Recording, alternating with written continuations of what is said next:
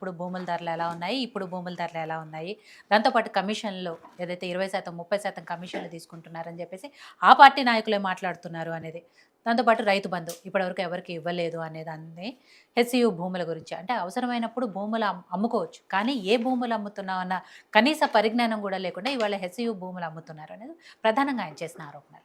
ఆయన పెద్ద మనిషి 10 ఏళ్ళు ఈ రాష్ట్రానికి ముఖ్యమంత్రిగా ఉన్నారు. నేను వీళ్ళలాగా ముఖ్యమంత్రి అంటే ఎవరో అని తెలియదు అన్నట్లు, అంటే అంత అజ్ఞానము అంత విర్రవీగుతనంతో మేమేం మాట్లాడడం. మేము కాంగ్రెస్ పార్టీలో ఉన్న కార్యకర్తలు కూడా ఎక్కడైనా నాకు ముఖ్యమంత్రి ఎవరో తెలియదు అని అన్నాడా? ఇప్పుడు నువ్వు అన్నావు, ఇప్పుడే అన్నావు ఆయన ఎవరో గుర్తులేదని నవ్విండు. నేనేమంటున్నా అంటే మా పార్టీలో అన్నారేమో, ఇంకా నేనేమంటున్నా మాకు ముఖ్యమంత్రి రోజు ఏం తెలుసు అన్నారు. ఎవరికి ఏం డే 1 రోజు ఏం తెలియదు, రాజకీయాల్లో వచ్చిన రోజు. రేవంత్ రెడ్డి గారి గురించి గౌతమ్ గారు నేనేమంటున్నా, ఇదే ఈ అహంకారం ఉంది ఇంకా వీళ్ళకు. ఈ అహంకారం ఇట్లనే ఉండాలి వీళ్ళకి ఇంకొక 10 ఏళ్ళు అని మేము కోరుకుంటున్నాం. ప్రజలు ఈ అహంకారాన్ని ఎప్పుడు స్వీకరించరు. ఈ రోజు మన ఇంట్లో ఉన్నటువంటి మనకు పుట్టిన పిల్లలు కూడా మనము ఒక మాట గట్టిగా అంటే తిరగబడినటువంటి పరిస్థితి ఉంటది. నువ్వు అహంకారంగా నేనే అహంకారిని, నేను ఇంట్లో నేనే ఉంటా, నేనే చెప్పినట్లు నాదే సుప్రీం అంటే అది ఎవరు నడవదు, చెల్లదు అదంతా. వీళ్ళ అహంకారం ఉండాలి అని చెప్పి మేము భగవంతుని కోరుకుంటున్నాము. ఎందుకు అంటే అక్కడ నష్టపోయిన వాళ్ళు నష్టపోతూనే ఉన్నారు. ఇంకా అహంకారంతోన ఎవరితో తిరగాలనో అర్థం కాని పరిస్థితులు ఇప్పుడు ఉన్నారు అక్కడ ఉన్నటువంటి రాజకీయ నాయకులు. మేము ఊకే మాట్లాడితే సిగ్గు అవుతుంది, నీవే బేజారవుతావు. నువ్వు ఆల్రెడీ చెప్పినావు పార్టీ అట్లా పోయింది ఇట్లా పోయింది, మేము పార్టీ అంతర్గతంగా అది చేసుకుంటున్నాము, మేము బ్రహ్మాండంగా మేము ప్రజలకు పోతామని.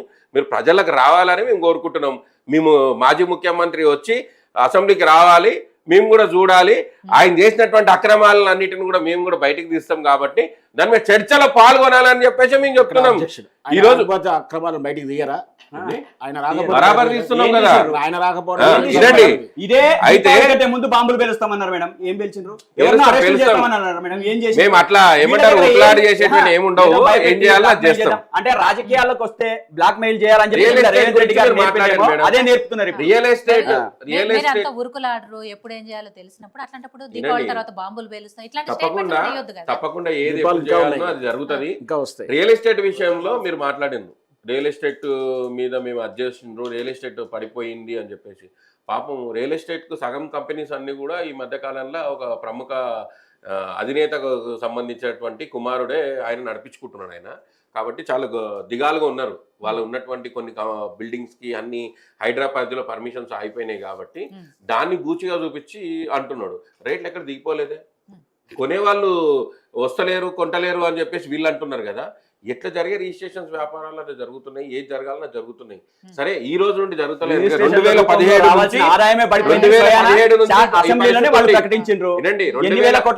అవునండి. ఈ రోజు కోట్ల రూపాయలు రావాల్సింది ఈ రోజు 68 కోట్ల రూపాయల భూమి లక్ష రూపాయలకు దొరుకుతుందా? కోటి రూపాయలకు ఎకరం ఉన్న భూమి లక్ష రూపాయలకి ఏమైనా దొరుకుతుందా? ఈ రోజు దొరకట్లేదు కదా. అంటే పడిపోయినట్ల నిలబడ్డట్లా భూమి 40 లక్షలకు 50 లక్షలకు భూములు అన్నిటిని కబ్జాలు చేసి వీళ్ళు దొంగలన్నీ వీళ్ళ భూములు అమ్ముడు పోతలేవు అని చెప్పేసి రియల్ ఎస్టేట్ పడిపోయిందని చెప్పి తప్పుడు ప్రకటనలు చేసుకుంటా వీళ్ళు ప్రజల్ని డైవర్ట్ చేస్తారు. మాట్లాడాలి భూములు అమ్ముకోవడం కోసం బయట మాట్లాడుకుంటున్నారు. నేను ఒక ఉదాహరణ చెప్తాను మేడం. నేను బోధన్లో మా కాన్స్టిట్యున్సీలో ఒక రియల్ ఎస్టేట్ వ్యాపారి బిల్డర్ భూముల్ని కొని బిల్డింగ్లు కట్టే పర్సన్, వాళ్ళు అక్కడ ఉన్న లోకల్ ఎమ్మెల్యేలని ఓడగొట్టడానికి తలా 3 కోట్ల రూపాయలు వేసుకున్నారు. బిల్డర్స్ తలా 3 కోట్ల రూపాయలు వేసుకున్నారు. వాళ్ళే చెప్పినారు, ఇది నేను చెప్పింది కాదు, నేను పర్సన్ చెప్పను, వాళ్ళే చెప్పినారు. వేసుకొని షకీల్ గారిని ఓడగొట్టినాము.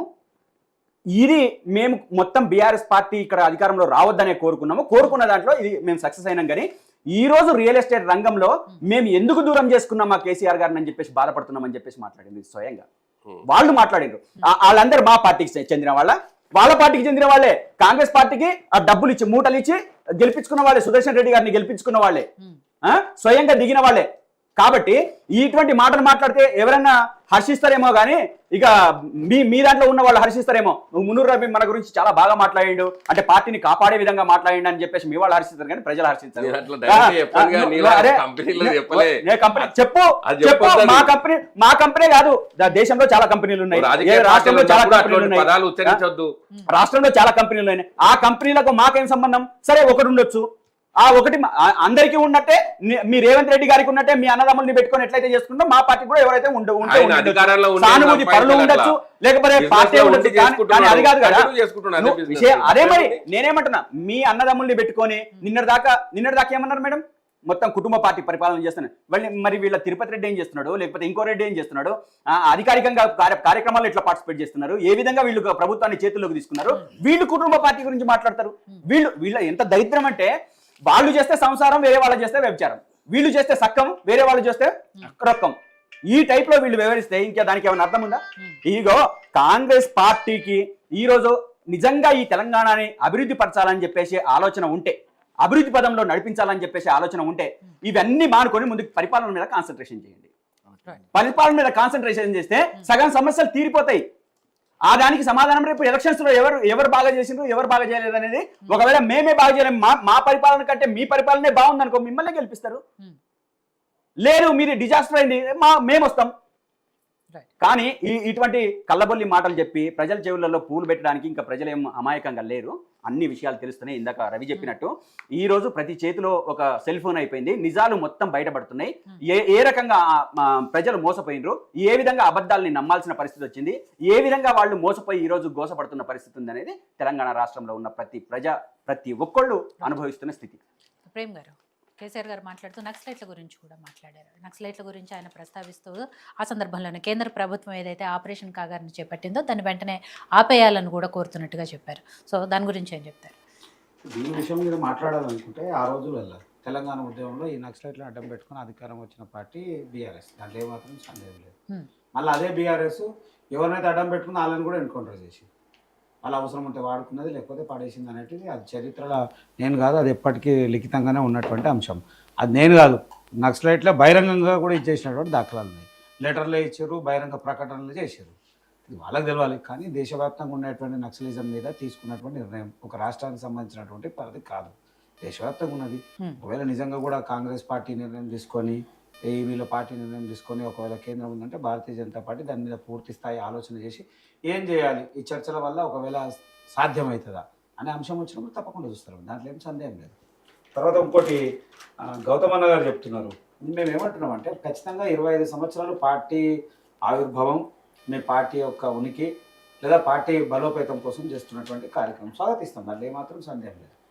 మేము కూడా కేసీఆర్ని అంటే ఆయన బీఆర్ఎస్ నాయకుడు అయినా కానీ ఆ తెలంగాణ ఉద్యమము ఆయన స్ఫూర్తి అనేక మంది నాయకులను తయారు చేసింది.